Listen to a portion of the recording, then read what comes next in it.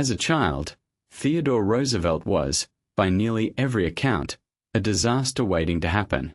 He suffered from severe asthma so debilitating that his family sometimes feared for his life during attacks, sitting up with him through nights when he genuinely could not draw breath lying down.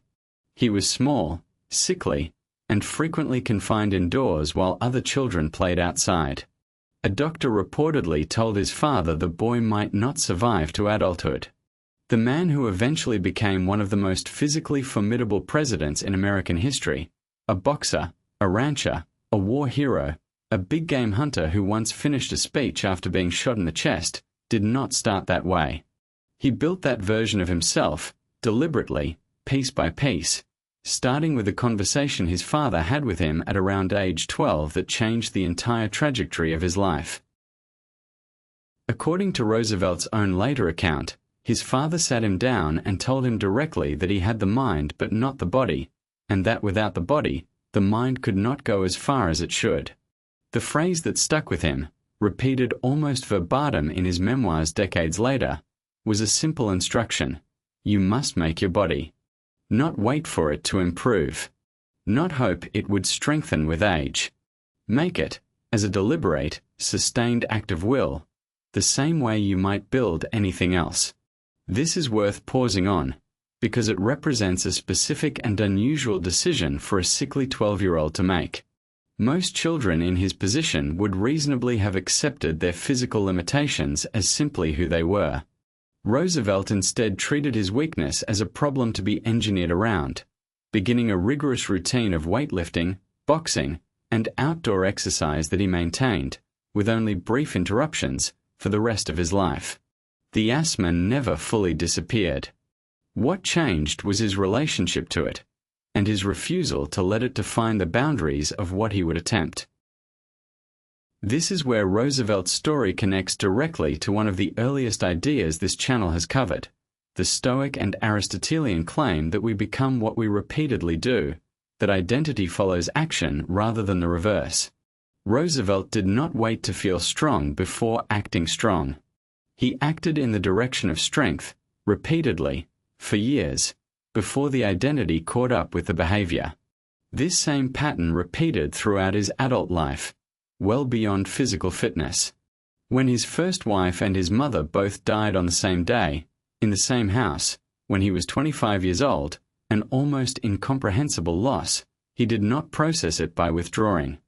He moved to the Dakota Territory and threw himself into the punishing physical labor of ranch work, later writing that the experience, brutal as it was, restored something in him that grief alone would have eroded. He later coined the phrase that became his most famous philosophical statement, the strenuous life, arguing explicitly that a life of comfort and ease, however appealing it sounds, produces weak character, while a life of sustained difficulty, deliberately chosen, builds the only kind of strength that actually holds up under real pressure.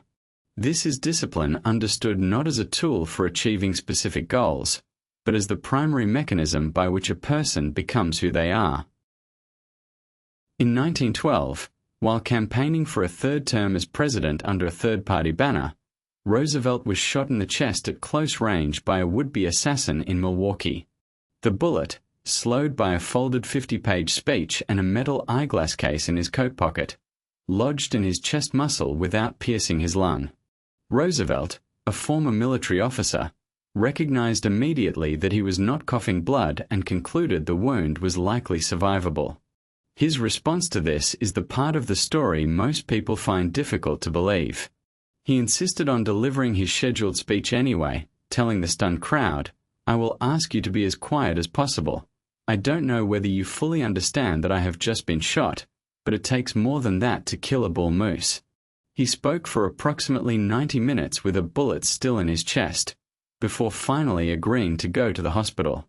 Whatever else can be said about this decision, and reasonable people can debate whether it was wise, it is an almost perfect, real-world demonstration of the Stoic distinction between what is and isn't within your control. The bullet was already in his chest. That fact could not be changed by panic, by stopping the speech, or by any action available to him in that moment. What remained within his control was how he would meet the next 90 minutes, and he chose to meet them on his own terms rather than the assassins. Roosevelt was a voracious reader with documented familiarity with classical philosophy, including the Stoics, though his own stated influences were broader, drawing heavily from a kind of muscular, frontier-inflected American pragmatism as much as from ancient texts. What makes him worth including in this series is not a direct line of quotation the way Stockdale's connection to Epictetus is direct. It's the degree to which his entire life functioned as a practical demonstration of Stoic principles, often arrived at independently, through sheer repeated trial. The dichotomy of control, the idea that we become what we repeatedly do, the insistence that comfort weakens and difficulty strengthens, all of these appear throughout his speeches and writing, expressed in his own vocabulary rather than the Stoics' technical language. He is, in a sense, evidence that these principles are not merely the product of a particular philosophical school, but something closer to a recurring discovery, made independently by serious people across very different times and circumstances, whenever they look honestly at what actually produces a resilient character. Here's something to try this week, drawn directly from Roosevelt's approach. Identify one area where you have been waiting to feel ready, capable, or strong enough before taking action, the way a sickly 12-year-old might reasonably wait to feel less frail before attempting anything physical.